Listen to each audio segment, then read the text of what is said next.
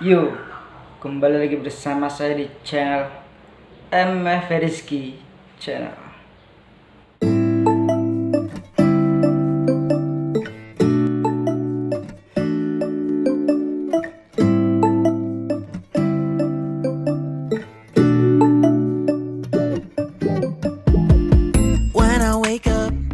Kali ini saya akan membacakan cerita horor yang berjudul Kontrakan Tua.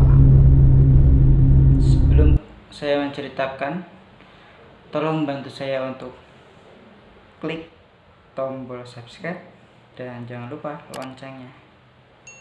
Oke, langsung saja ke ceritanya.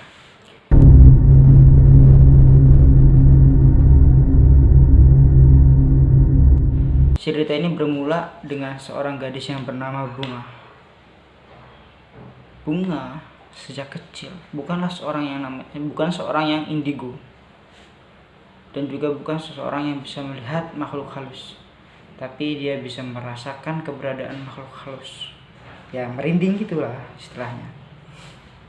Nah, setelah lulus SMA, dia ikut bersama pamannya, dan pamannya tinggal di Bandung selama 3 bulan.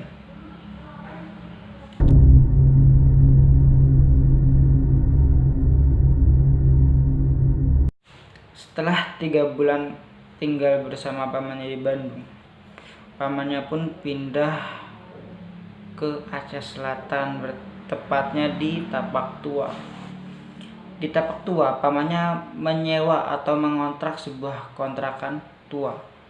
Ya, rumahnya cukup besar, ada 3 lantai, dan masing-masing lantai ada 1 kamar, dan masing-masing 1 kamar itu besarnya sekitar 6 kali 6 meter. Wow, cukup besar itu. Nah, setelah tinggal di sana, ya cukup aman dan damai. Padahal kontrakan tersebut telah dihuni oleh puluhan orang yang tidak betah tinggal di sana dan mengalami kejadian-kejadian aneh. Dan kejadian aneh itu mulai terasa setelah 3 hari mereka tinggal di sana.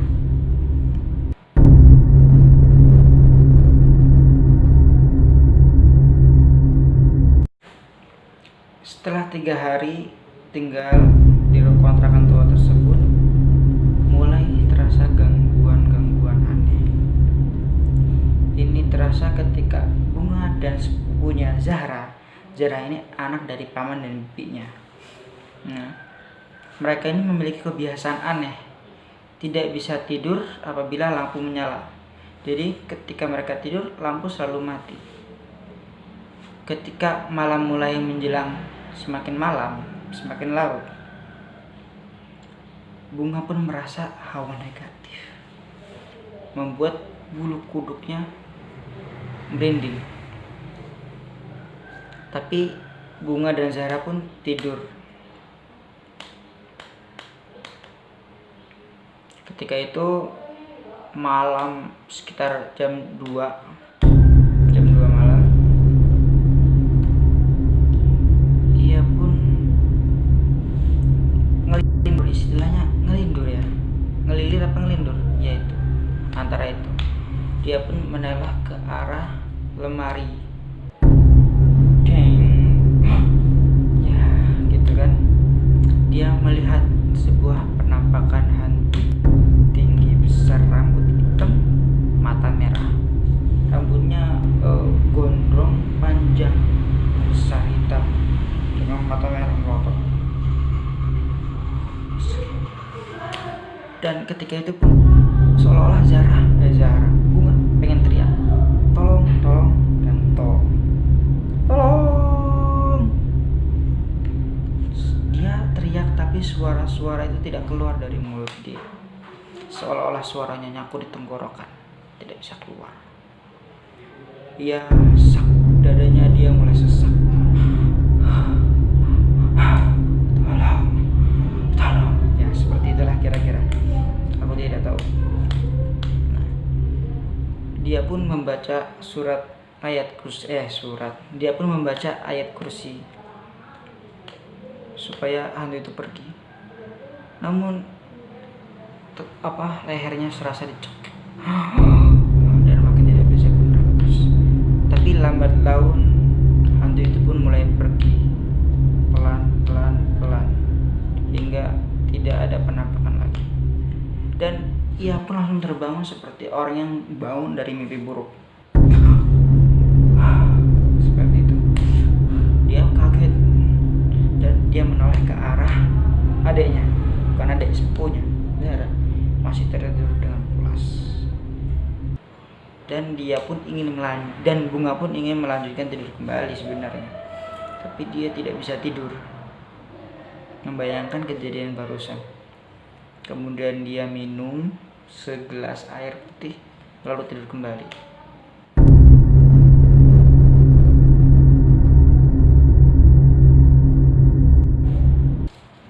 Keesokan paginya, Bunga pun enggan menceritakan cerita kejadian tadi malam kepada Zahra.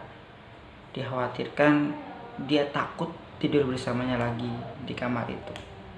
Dan Bunga pun menganggap kejadian semalam sebagai perkenalan.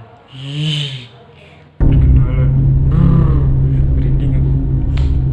Dan setelah kejadian itu sekitar 2 minggu tidak terjadi apa-apa.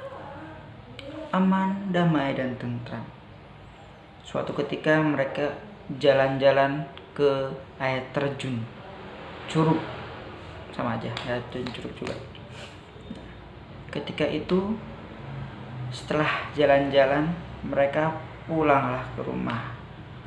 Waktu menunjukkan waktu 17.50 menjelang waktu maghrib. Paman dan bibinya pun ingin bergegas melaksanakan sholat maghrib. Maka Bunga pun mengalah karena dia sedang halangan menstruasi. Jadi Bunga, Zahra, adiknya Zahra bergiliran mandi, dan Bunga kebagian jatuh terakhir karena tadi mengalah karena sedang menstruasi. Setelah mereka mandi, giliranlah Bunga mandi. Ketika Bunga mandi, kan namanya maghrib ya, gangguan itu mungkin iya kan banyak gitu ya, nggak tahu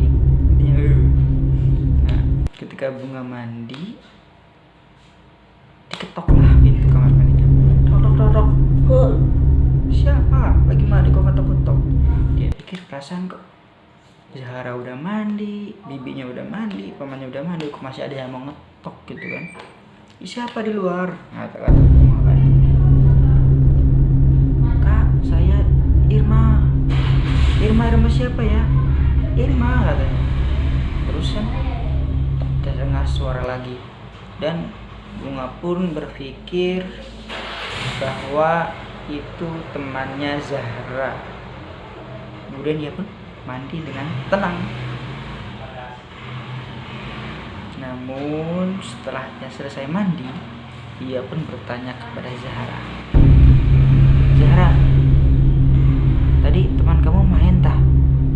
Enggak, masa iya maghrib main, gak sopan amat, kata Zahra begitu. Tapi namanya Irma, emang teman kamu ada yang namanya Irma? Enggak kak, enggak ada yang namanya Irma. Lagian ini kan maghrib, ya aneh-aneh aja masa maghrib namu. Bunga pun bingung. Kemudian Bunga pun menoleh ke arah poster jalan-jalan yang sudah tertempel cukup lama. Dia membaca di sana namanya Irma Wijayanti, 3 IPA angkatan 1996 sampai 1997. Ya pun langsung kaget. Zahra pun gemetar. Kak, takut, kata Zahra kepada Bunga. Ia pun bingung. Kemudian udah, bukan apa-apa, mungkin itu hanya halusinasi, katanya Bunga begitu. Kemudian keesokan harinya Bunga mencari tahu siapakah Irma itu sebenarnya.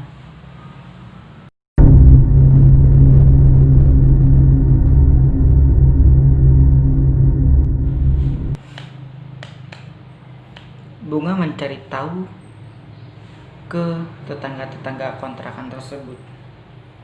Messi bu, ibu kenal nggak yang namanya Irma? Ya dikhawatirkan itu Irma tetangga-tetangganya ya. Oh Irma siapa ya?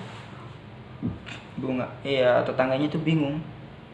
Kok bisa kenal yang nama Irma? Bunga pun berkata, Irma Wijayanti. Astagfirullah katanya. Irma Wijayanti, kok kamu bisa kenal? Oh, saya membaca tulisan di poster, kata Bunga. Itu mah Irma yang mati tenggelam di sumur, kata ibu tetangganya. Hah? Masa? Dia pun langsung terkejut. Ya tak bu? Iya. Dan selain itu juga ada pernah kejadian seorang wanita melahirkan mati di kamar tengah. Dia pun kaget. Itu kamar aku dan Zahra. Ia pun mengucapkan terima kasih pada ibu. Makasih ya bu, kata Bunga. Dan kembali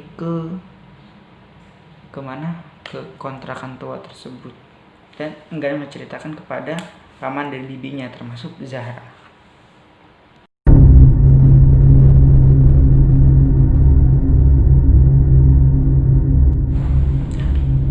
Sorenya, ia pun di depan kulkas sedang membuka lemari. Krek kan kulkas. Dan ada anak kecil yang baru habis mandi. Masih basah semua badannya. Dan cuma memakai istilahnya ya pakaian dalam. Lari menyenggol mendorong gitu ya. Gitu. Sambil lari. Dia kira anak pamannya yang namanya Adit yang berusia 4 tahun. Dia kan masih kecil ya, 4 tahun. Dan kemudian, Adit, ngapa kamu lari? Pakai baju dulu sana. Bunga berkata seperti itu kan. Bibinya menyahut yang ada di ruang tamu yang sedang menonton TV. Adit kan pergi sama paman ke kecamatan sebelah. Oh, Bunga pun terkejut kembali. Ia pun merinding. Lalu itu siapa? Udahlah, gak mau tahu. Dan malam pun berlanjut. Ketika malam menjelang, sekitar tengah malam, ketika Bunga tidur, ada sesuatu yang meraba kakinya. Meraba, menaik sampai ke dadanya. Serius ini, sampai ke dada. Dia pun sesak. Ketika matanya mulai terbelangak gitu, kaget. Dia pun tak bisa berbicara lagi. Langsung kakinya Bunga diseret sampai ke bawah kipas angin yang sedang menyala. Kipas angin berdiri tuh, tahu kan? Berdiri. Karena ia tahu itu di bawah kipas angin, karena suaranya kipas anginnya terdengar sama hantu. Tarik, terus kipas anginnya mati. Kipas anginnya mati dan tiba-tiba kabelnya itu melilit leher Bunga. Ketika itu Bunga pun pingsan karena tadi melihat makhluk dengan rambut panjang berdaster. Pingsan dia. Dan keesokan paginya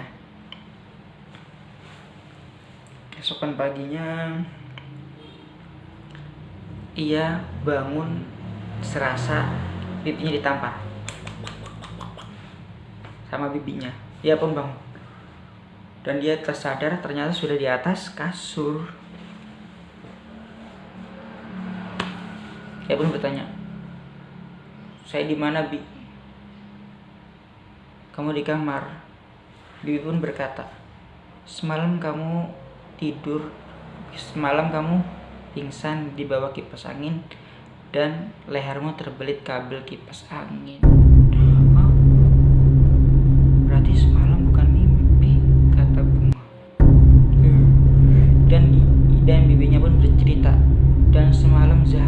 kamarku. Katanya dia memelukmu semalam.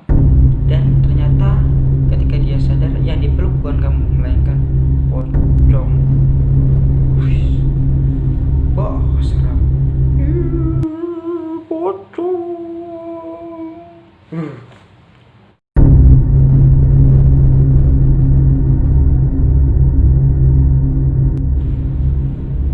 Karena kejadian aneh tersebut, maka paman dan bibinya mengundang Ustadz untuk datang ke kontrakan tersebut untuk mengusir makhluk gaib yang sering mengganggu di kontrakan tersebut.